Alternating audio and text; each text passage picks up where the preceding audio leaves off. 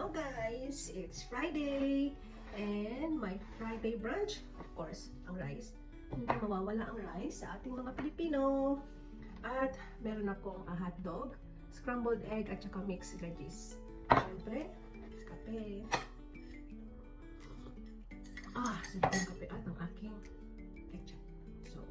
So, thank you Lord for this food. So, kumusta ang Friday nyo guys? Thank God it's Friday. So, kuha tayo ng hotdog. Ay, may pa. Ng scrambled egg. Init pa. So, kakamayin ko na guys ha. And ang ating mixed vegetables. Hindi ko naman ito maubos lahat. So,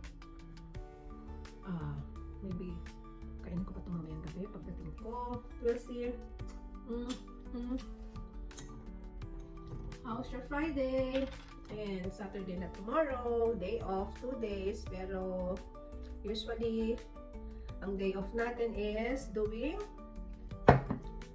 household chores. So, ano ba yan? Ay, clumsy.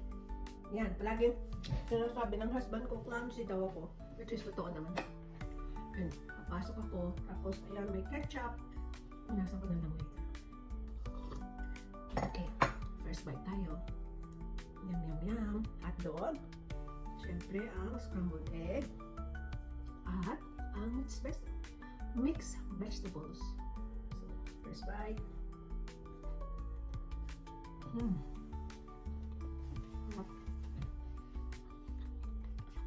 Alam mo, simpleng ulan. Ang sarap. Yung mga minsan, naiingit ako sa mga steak. Alam mo yun, nakakain sa restaurant, pero yung mga ganitong simpleng ulam ang the best pa rin. Tama ba ako? Pero syempre, minsan, we have to reward ourselves dahil na nagtatrabaho tayo. Mag-steak tayo paminsan-minsan. Pero talagang siguro madalang lang talaga kaming mag-restaurant ng husband ko. Kung mag-restaurant man kami, doon pa rin sa pinakamura. Like Dennis. So, ay, yummy. And even my husband, hindi siya yung, he's not fan of those steaks. Napakasimple lang din. Ang gusto niya is, yung may mga sauce na ulam, like, adobo gusto niya yan. Apretada, menudo, lahat ng may mga orange sauces or may mga tomato sauce yung gusto niya. And, kumakain din yan siya ng patatim. Gusto niya. Then yung,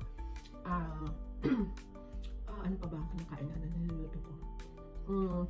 Ribs, pork ribs. Gusto niya yan na may mga sauce.